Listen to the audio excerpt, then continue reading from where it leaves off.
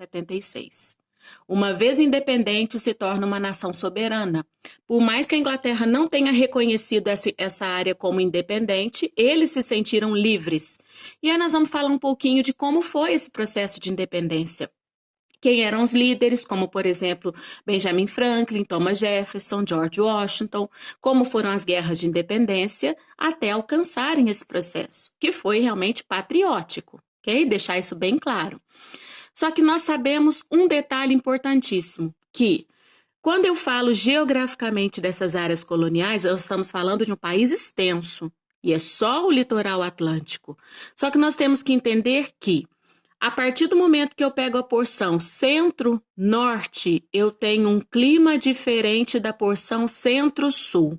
Se eu tenho um clima diferente, obviamente, se eu estou aqui, de uma certa forma, mais próxima numa linha geográfica à então metrópole Inglaterra, tudo que eu tenho aqui, de uma certa forma, é semelhante ao território inglês.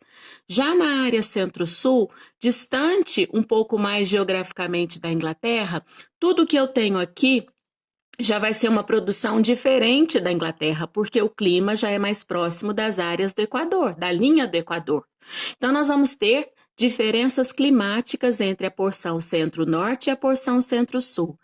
Isso é que dá a diferença de desenvolvimento entre as colônias do norte e as colônias do sul. Daí nós vamos ter uma divisão nessas áreas coloniais em termos de produção. A área norte vai ser denominada de colônias de povoamento. A área sul vai ser denominada de colônias de exploração. Se eu tenho colônias de povoamento, eu tenho urbanização, eu tenho trabalho livre. Se eu tenho colônia sul ou colônia de exploração, eu vou ter uso da terra em benefício de plantar um gênero para exportação e utilizar trabalho escravo. Essa é a principal diferença. Eu tenho centro-norte, chamado povoamento, como sendo área urbanizada de trabalho livre. E eu tenho a área de exploração do centro-sul como sendo uma área ruralizada com trabalho escravo. Só que as 13 colônias lutaram juntas pela independência, mas eram diferentes.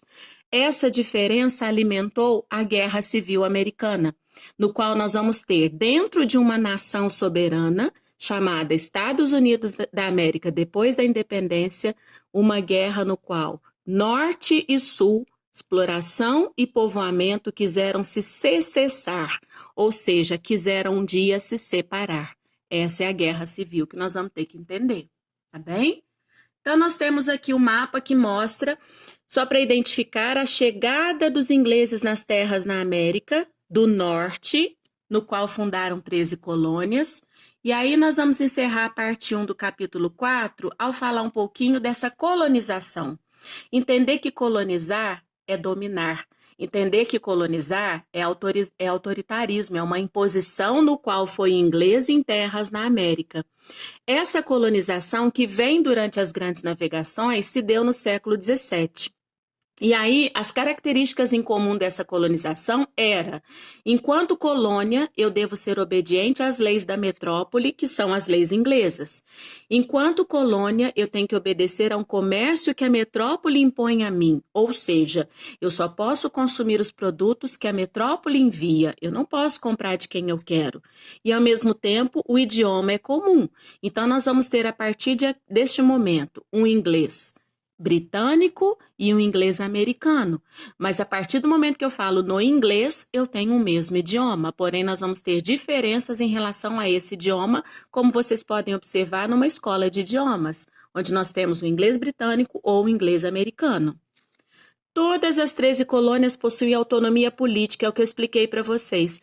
Por mais que exista um comércio metropolitano, por mais que exista uma colonização inglesa nas terras da América, a Inglaterra não impôs um pacto colonial de imediato. Portanto, a Inglaterra, ela deu certa autonomia, significa ela deu certa liberdade política às suas áreas coloniais. Mais ou menos é como se você, vamos supor, como se uma mulher tivesse 13 filhos e ela desse liberdade a esses filhos para crescerem por si. E aí esses 13 filhos crescendo por si, eles vão crescer livres. E aí dando um exemplo, vamos supor que esses filhos, entre mais ou menos na faixa etária de seus 10 a 15 anos, a mãe começa a impor regras. pera lá, mas até os 10 deixou crescer livremente. Será que esses filhos entre os 10 e 15 vão aceitar de repente uma imposição que nunca aconteceu? Vai haver rebeldia de uma certa forma. É o que aconteceu. A Inglaterra é como se fosse a grande mãe, a metrópole, que deixou os seus 13 filhos, 13 colônias, de uma certa forma, livres. Mas não eram livres, eram colonos. Isso deu a eles um sentimento de liberdade e autonomia, e de repente, quando ela, mãe, metrópole, Inglaterra, resolveu impor o seu poder, a briga foi quente. E essa briga é a independência dos 13 filhos ou 13 colônias em relação à mãe metrópole Inglaterra. Comentei com vocês que as 13 colônias eram divididas em 2 modelos. Saber que esses 2 modelos eles podem ser chamados de modelos de colônias do norte,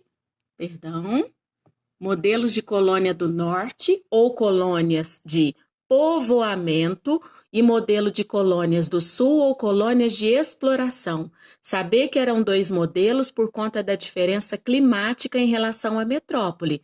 Quanto mais próximo da linha geográfica ao norte da metrópole, mais urbanizado vai ser, porque as terras têm um clima muito semelhante à metrópole.